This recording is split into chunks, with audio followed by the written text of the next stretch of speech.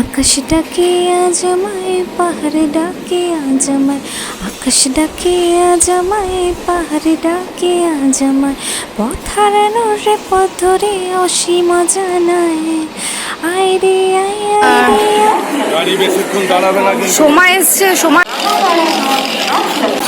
ঝালমুড়ি, এই ঝালমুড়ি এই যে বেশ স্পাইসি করে মেখেছে ওপরে। ওরে বাবা গো, কি ভয়ঙ্কর!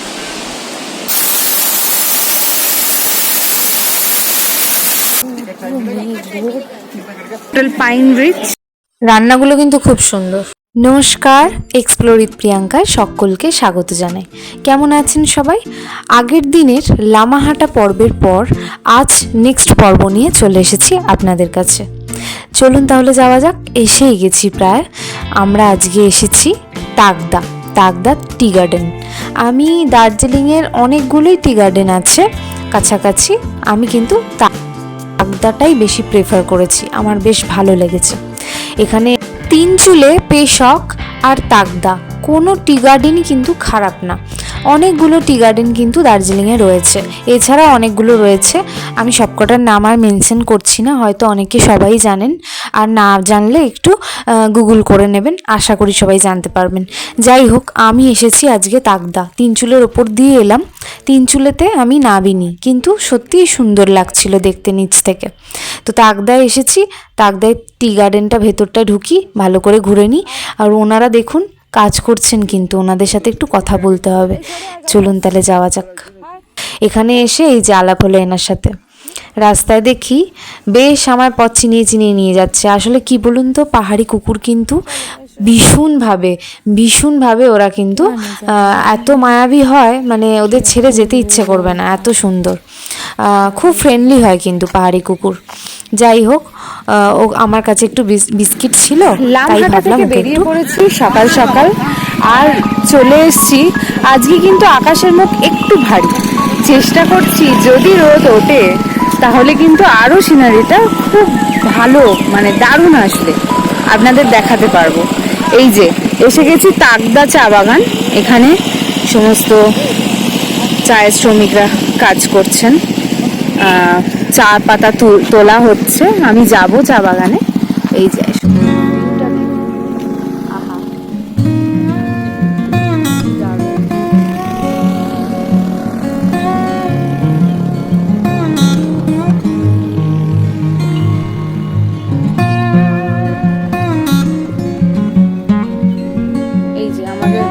দেখিয়ে নিয়ে যাওয়ার জন্য ইনি আছেন। কি হয়েছে, কি আয় আয় চল।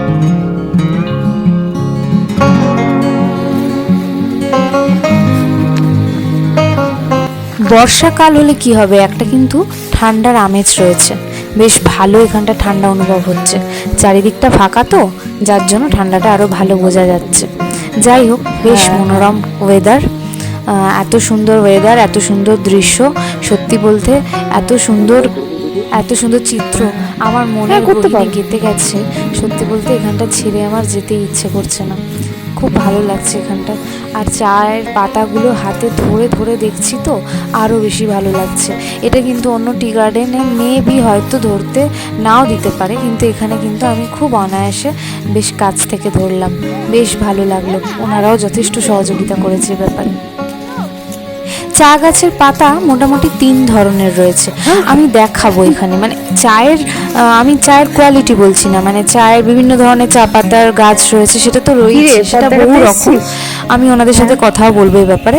আর চা পাতার গাছের যে পাতার কন্ডিশন, মানে ফার্স্ট একটা কন্ডিশন, সেকেন্ড একটা কন্ডিশন, থার্ড একটা, মানে কোন কন্ডিশনে তোলা হয় চা পাতা, সমস্তটা শেয়ার করবো আপনাদের সাথে। চলুন।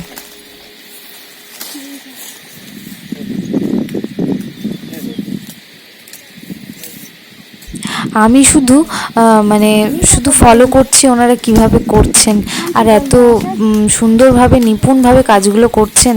এত আমি জানি এটা যে পাহাড়ি মানুষ একটু বেশি কর্মঠ হয়, আমাদের এখানকার থেকে বেশি কর্মঠ হন।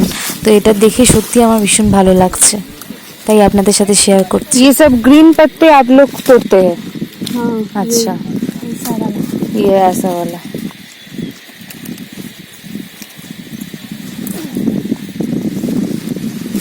इसको ले जाकर प्रोसेसिंग होता है ना, उसके बाद चापत्ता।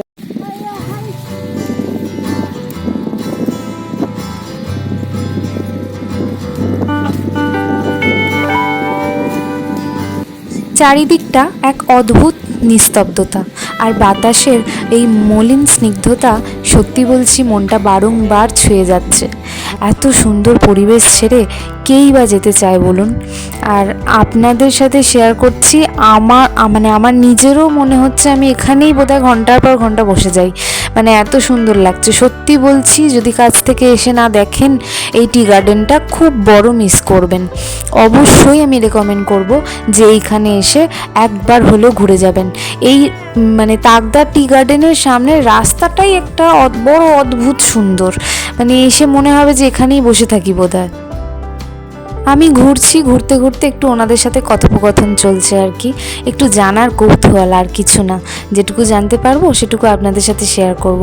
আর ঘুরতে ঘুরতে অনেক ভেতরে ঢুকে গেছি আমি, মানে বাগানের অনেক ভেতরে ঢুকে গেছি। আর এই চা বাগানগুলো কিরম হয় বলুন তো, ঢালের মতো, মানে উপর থেকে খাঁজ কেটে নিচের দিকে নামে। তো এই ঢালের মতো চা বাগান। আর ওনারা বেশ সহযোগিতা করছে আমাকে, মানে আমাকে চিনতে সাহায্য করছে, আমার সাথে কথোপকথন করছেন, মানে এটাই আমার খুব ভালো লাগছে। পাহাড়ি মানুষ বেশ কিন্তু মনের দিক দিয়েও বেশ সুন্দর হন ওনারা। ये जो हल्दे वाला है ऐसा ही हो गया ये। और ये वाला काला वाला नहीं कितना करता है। अच्छा अच्छा। और ये जो डीप ग्रीन वाला है वो बाद में अच्छा वो वाला ওগুলো ছেটে ফেলে। বুঝতে পারলেন না কথাটা, তাই তো? কনফিউশন লাগছে, আমি পুরোটা বুঝিয়ে বলছি। এই যে গাছের না 3 ধরনের পাতা, দেখুন একটা গাছে 3 ধরনের পাতা লক্ষ্য করা যাচ্ছে। একটা হলো ডিপ গ্রিন, আরেকটা হলো হালকা সবুজ, আরেকটা যেটা সেটা একটু কালচে হয়ে গেছে, ওগুলো একটু নিচের দিকে আছে, ঠিক আছে? তো আরেক ধরনের আমি গাছ দেখলাম, সেটার আবার পুরোটাই কালো পাতা। বীজ হয়েছে, আমি ডুমুরের মতো, এই যে ডুমুরের মতো সব ঝুলছে বীজগুলো। একটা গাছে 3 ধরনের পাতা, এই 3 ধরনের পাতার মধ্যে যেটা বললাম, একটা হালকা গ্রিন, একটা ডিপ গ্রিন, আর একটা ব্ল্যাকিশ। তো এই হালকা গ্রিন আর ব্ল্যাকগুলো কিন্তু তুলে ফেলা হয়। হালকা গ্রিনটাই মেন প্রসেসিংয়ে যায়, ওখানে গিয়ে যে চা পাতার যে ফ্যাক্টরি রয়েছে ওখানে গিয়ে কিন্তু প্রসেসিং করে চা পাতা তৈরি করা হচ্ছে। প্রত্যেক দিন ওনাদের কত করে তুলতে হয় সমস্তটা আপনাদের সাথে নিয়ে আসছি। कितने करके ये पौधा तोड़ना पड़ता है आपको? कितना केजी? 9 केजी लगातार है। अच्छा, रोज? अगर बारिश हुआ तो बारिश में भी तोड़ना पड़ता है।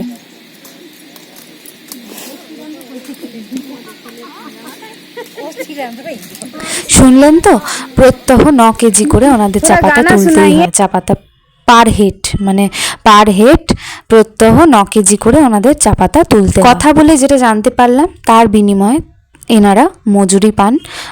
সেই মজুরির অনুযায়ী মানে যারা সিনিয়র আছেন তাদের একরকম, যারা মিডিয়াম মানে মাঝখানে এসেছেন তাদের আরেক রকম, যারা নতুন একদম নিউ যাদের শেখানো চলছে তাদের আরেক রকম। তো আমি মোটামুটি যেটুকু শুনলাম, পার ডে 300, 350, আবার 400, কারুর 280, এরম করে রয়েছে সমস্ত ওনাদের মজুরি আর কি, পারিশ্রমিক। Our hearts beat to the city streets. We began to feel the fire.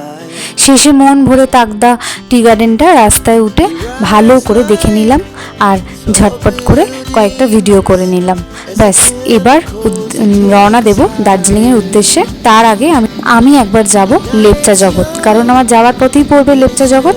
আমি লেপচা জগৎ ঘুরে তারপর দার্জিলিং যাব। আর লেপচা জগৎটা কিন্তু আমার বারংবার টানে, যতবার এসেছি আমার মনে হয়েছে একবার করে আমি লেপচা জগৎ যাবই, কারণ লেপচা জগতের পাইন ফরেস্টটা আমার ভীষণভাবে আকর্ষণ করে। সত্যি বলছি, এত সুন্দর পাইন ফরেস্ট আমি লেপচা জগতে পেয়েছি। আমার সত্যি আর কিচ্ছু ভালো লাগে না। এই পাইন ফরেস্টের টানে আমি বারংবার আসি। আর এখানে আমি গত বছর আমি এখানে মোটামুটি ওই মানে 2021-এ আমি এখানে দুটো রেড পান্ডা পেয়েছিলাম। সেই রেড পান্ডা দুটো দেখে সেই আকর্ষণে বারবার আসি। আমাকে দেখে তত্তর করে গাছে উঠে গেছে, আমি বারংবার আসি ওদের দেখার জন্য। আচ্ছা, এবার আরেকটা কথা বলে রাখি, এবারে একটা নতুন সংযোজন যেটা আমি 2021-এও পাইনি। 2021-এ কিন্তু এখানে কোনো টিকিটের ব্যবস্থা ছিল না। হ্যাঁ, ওপেন ফর অল, সকলের জন্য এরম ওপেন থাকতো। কিন্তু এবারে যেটা হয়েছে সেটা হচ্ছে এর ভিতরে ঢোকার জন্য এখানে একটা টিকিটের ব্যবস্থা করা হয়েছে, পার হেড 30 টাকা করে। তো এই টিকিট কেটে তারপরে ভেতরে এন্ট্রি নিতে হচ্ছে। যাই হোক, কিছু করার নেই, এসেছি যখন দেখবো তো বটেই। আর সব জায়গায় একটা বিজনেস চলছে আর কি, সেটা কিছু করার নেই। যদি এটার জন্য কিছু উন্নতি হয় পাহাড়ি অঞ্চলে, এইসব জায়গাগুলো যদি ঠিকঠাকভাবে ওনারা উন্নতি করতে পারেন তো ঠিক আছে, আমরা পর্যটকরা অবশ্যই সেটা করব।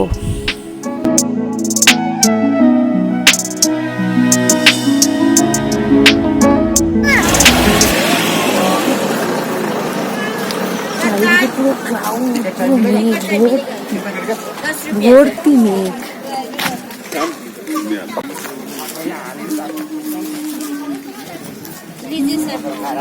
গাড়িটা আছে।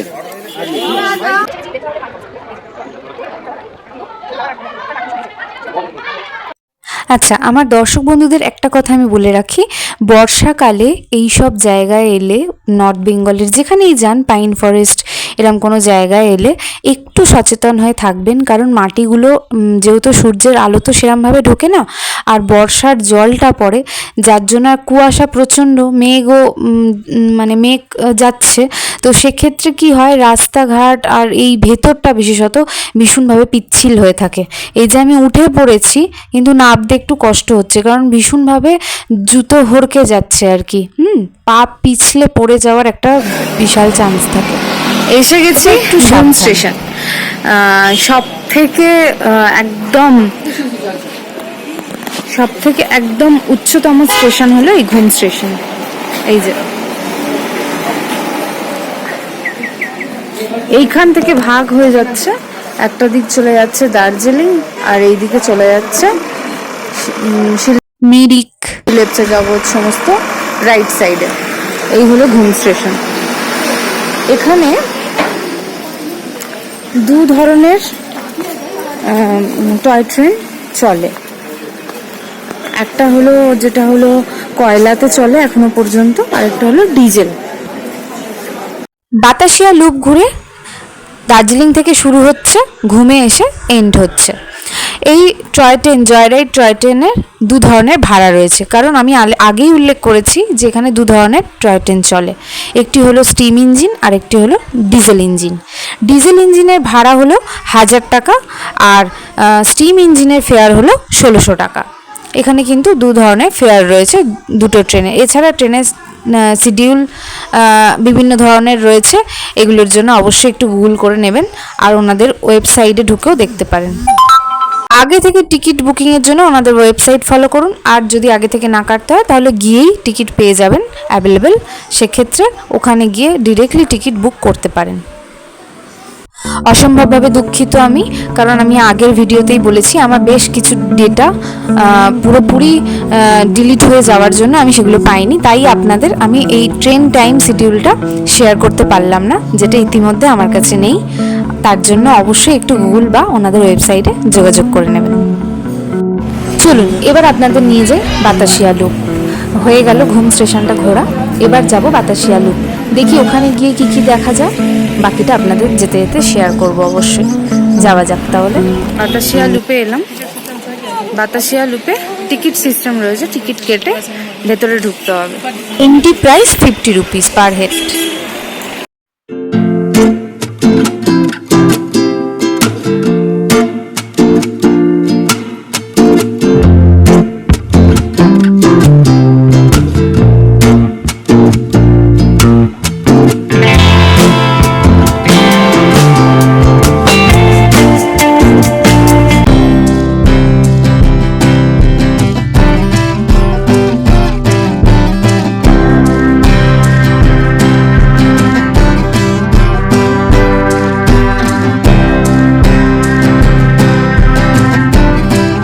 বাতাসিয়া লুপ থেকে দেখুন দার্জিলিংটা কি সুন্দর লাগছে, সব ঘন ঘন সব হোটেল,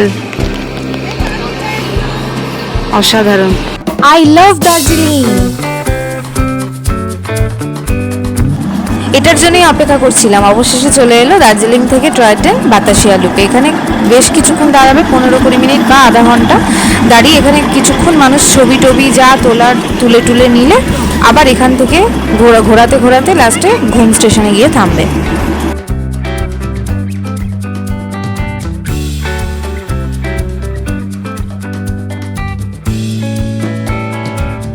আজ আমার হাতে একদম সময় নেই, এক্সপ্লোর করতে এসেছি, আপনাদের সমস্তটা ঘোরাবো দেখাবো, তাই আজ আর টয় ট্রেন রাইড করলাম না, দুঃখিত।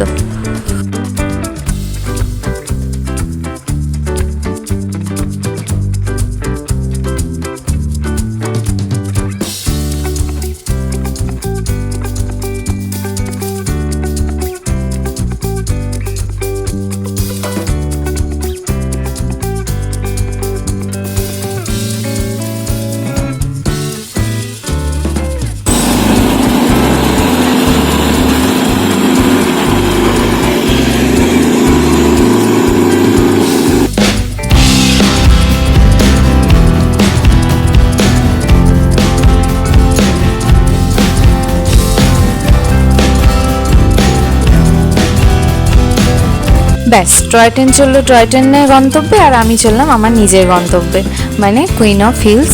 হ্যাঁ, আমার হাতছানি দিচ্ছে, কাঞ্চনদাকে দেখবো বলে দু চোখ ভরে খুব অনেকক্ষণ থেকে ছটপট করছি। যাওয়া যাক, চলুন যাই। সত্যি কথা বলতে আমি যতবারই দার্জিলিং আসি না কেন, আমার কাছে দার্জিলিংটা প্রত্যেকবার নতুনভাবে ধরা দেয়। হয়তো আপনাদের কাছেও দেয়। আমরা যারা ভ্রমণ প্রিয় মানুষ সবার কাছে কিন্তু এই কাঞ্চনদার হাতছানি একটা বিশাল ব্যাপার, তাই না? যতবারই আসি নতুন রূপে দেখি আমাদের এই কাঞ্চনজঙ্ঘাকে, দার্জিলিংকে। এবার একটু খেয়াল করে দেখুন, ডান হাতে যে রাস্তাটা উঠে যাচ্ছে এটা কিন্তু সরাসরি ম্যালের রাস্তা, মানে এখান থেকে শুরু হচ্ছে ম্যাল। এইটা একটা রাস্তা, আরেকটা যেটা আমরা পেছন দিকে যাচ্ছি ওই মোড়ে গিয়ে নামবো, ওইখানেই গাড়ি কিন্তু এখানে দাঁড়াতে দেয় না। আমি আগে থেকেই বলে দিচ্ছি, এখানে কখনো যদি আপনারা গাড়ি ভাড়া করেন ওখানে কিন্তু নামিয়ে দিলে নামবেন না। অনেকটা ম্যালের রাস্তা হেঁটে যেতে হবে, উঠতে পারবেন না। যারা একটু বয়োজ্যেষ্ঠ আছেন আমি তাদের কারণে আরো বেশি করে বলছি। এই যে এসে গেছি, এইটা হলো ভানু মোড়। হ্যাঁ, এটা হলো একদম ম্যালের পেছন দিকের রাস্তা। এইখানে এসেই কিন্তু সমস্ত গাড়িগুলো দাঁড়ায়, আর এখান থেকে নেবে একটুখানি হেঁটে গেলেই একদম ম্যালের রাস্তা ধরে সোজা আমরা হোটেলে পৌঁছাবো। আর এই যে সামনে পোর্টার নিয়ে নিয়েছি, কি করব, এতগুলো ভারী লাগেজ নিয়ে উঠতে পারবো না বলে পোর্টার নিয়ে নিয়েছি। খুব বেশি না, 100-200 টাকা এখানে পোর্টার পাওয়া যায় ভাড়া। ওই পোর্টাররা নিজেদের কাঁধে করে সমস্ত লাগেজগুলো নিয়ে পৌঁছে দেন।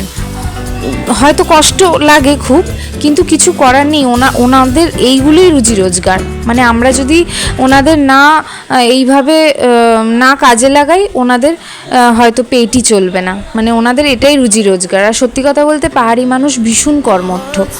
তাহলে চলুন, এই যে ম্যাল দেখছেন কি অপরূপ সুন্দর। এখানে কিন্তু সন্ধেবেলা বসলে বা ভোরবেলা এসে যদি বসেন বা সারা দিনটা বসে থাকুন চায়ের কাপ হাতে নিয়ে, সত্যি বলছি আর কিচ্ছু দেখতে লাগবে না,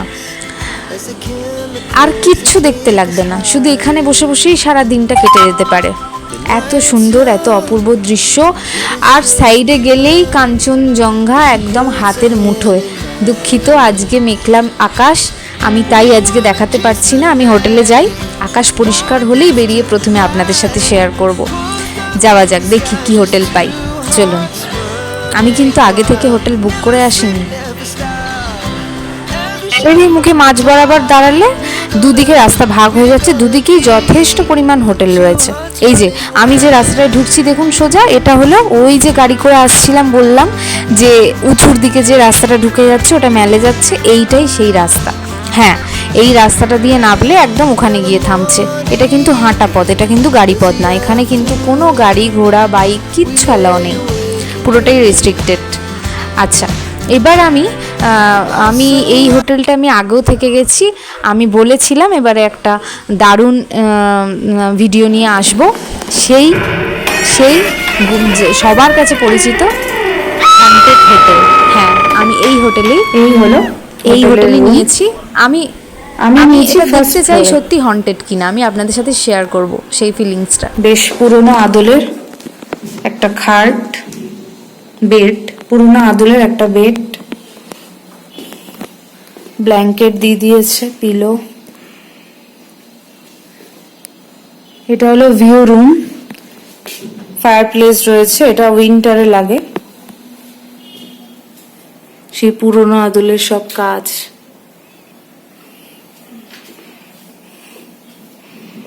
এই হলো একটা ওয়ার্ড্রপ, টিভি, চেয়ারগুলো বেশ পুরনো, দেখেই বোঝা যাচ্ছে। দেখুন চেয়ারের কাজগুলো দেখুন, বেশ পুরনো। বেশ পুরনো একটা ড্রেসিং টেবিল।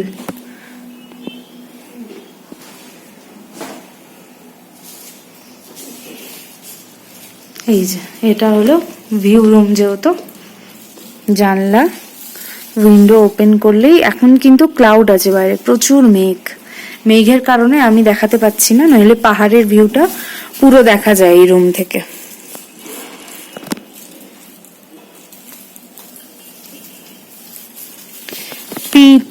পাইন রিচ নিয়ে অনেক নাকি গল্প আছে, অনেক ইতিহাস আছে, যেহেতু এটা ব্রিটিশ আমলের হোটেল, তাই এটা নিয়ে অনেক ঘোস্ট স্টোরি রয়েছে।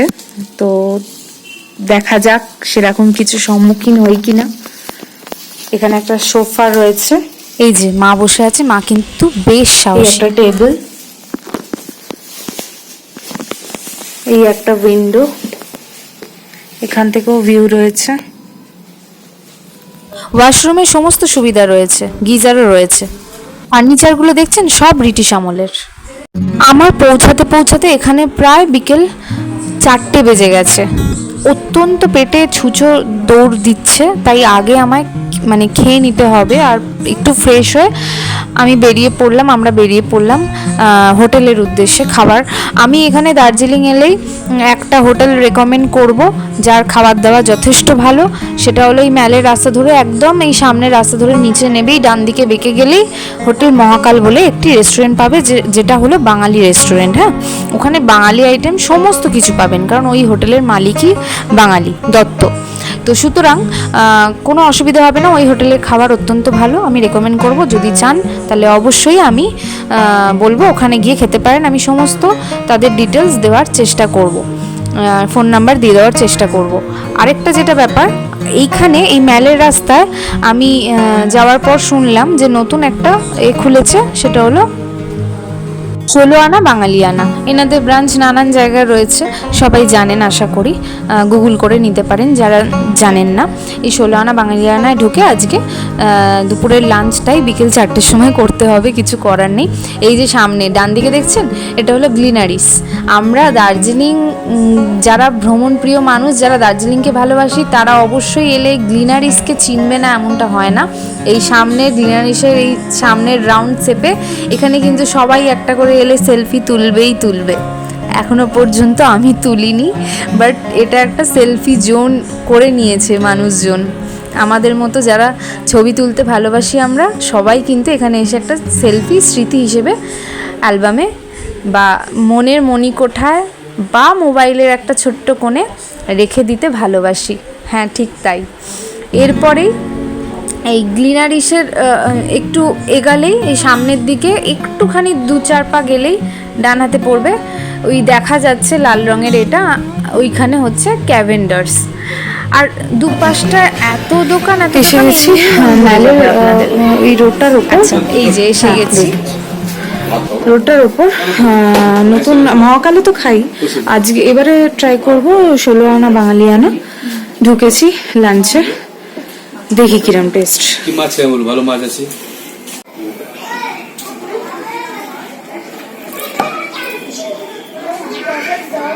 মেনুগুলো দেখিয়ে দিচ্ছি, প্রাইস লেখা আছে। স্টার্টারে এই রয়েছে, লাঞ্চ থালি রয়েছে, ননভেজ থালি রয়েছে, ভেজ থালি, এছাড়া আলাদাভাবে নিতে পারেন রাইস, ডাল, সমস্ত কিছু বাঙালি খাবার, শুক্তো, পোস্ত সব পাবেন। শুক্তো, ডাল, মাছের আইটেম রয়েছে, ভাপা, মিষ্টি রয়েছে, পায়েস, থালি রয়েছে, থালির মধ্যে অনেকগুলো আইটেম রয়েছে। বলছি আপনার ভেটকি পাতুরি যেটা পাতুরি হবে না, পাতুরি হবে না, মানে পাতুরিটা আমাদের এখানে আছে হবে না, কাল পরশু পেয়ে যাবে। কিন্তু আজকে বলে পাবদা, পাশে ভেটকি ভাপা, চিতল পিঠা। পাবদা। হ্যাঁ, তাও হতে পারে। হ্যাঁ মনে হয়। একটা রাইস, হ্যাঁ আলু পোস্ত, পাবদা ঝাল, ডাল একটা, ঠিক আছে। আচ্ছা অনিয়ন পাওয়া যাবে? অনিয়ন আমাদের স্যালাড নিতে হবে, আমাদের রেগুলার ঠিক আছে ঠিক আছে।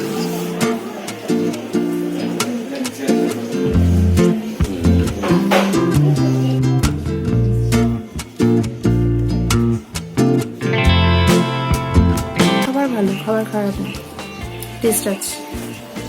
16 আনা বাঙালিয়ানা ব্রাঞ্চ অনেক জায়গায় আছে, কলকাতাতেও আছে, এদের টেস্ট খারাপ না। মাছটা কিন্তু বেশ সফট। খেয়ে দে এবার হোটেলে চলে এলাম। সন্ধে হব হোটেলে এসে একটু বসে নিয়ে চলে যাব সোজা ম্যালে। এবার এই যে হোটেলটা ঘুরতে ঘুরতে যাচ্ছি, হোটেলটা নিয়ে পরে তো আসছি কথা বলতে, নেক্সট পর্বে অবশ্যই বলবো। কিন্তু একটা কথা বলে রাখি যে 16 আনা বাঙালিয়ানায় কিন্তু প্রাইস একটু হাই খাবার দাবারের। যারা বাজেট ফ্রেন্ডলি ট্যুরে আসছেন তাদের পক্ষে না খাওয়াই ভালো। আমি সাজেস্ট করব মহাকালে খান, একদম 150 টাকায় মাছ ভাত পেট ভরে, থালি সিস্টেম, যত ইচ্ছে খান।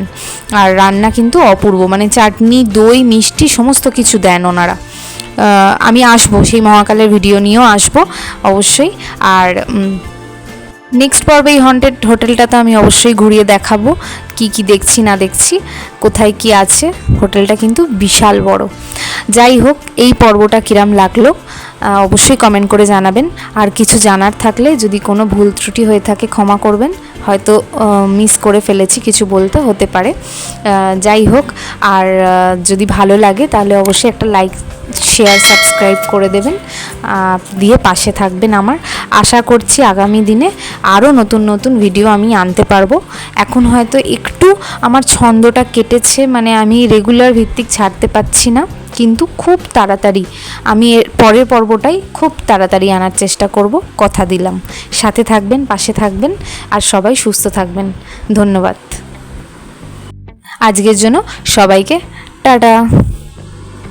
দার্জিলিং ম্যাল থেকে নিচের দিকে নেমে গেলেই রবার্টসন রোডে দুটি মাত্র বাঙালি রেস্টুরেন্ট, একটি হলো পদ্মা আর একটি হলো মহাকাল। আমি মহাকালের ডিটেলসটা এখানে দিয়ে দিলাম।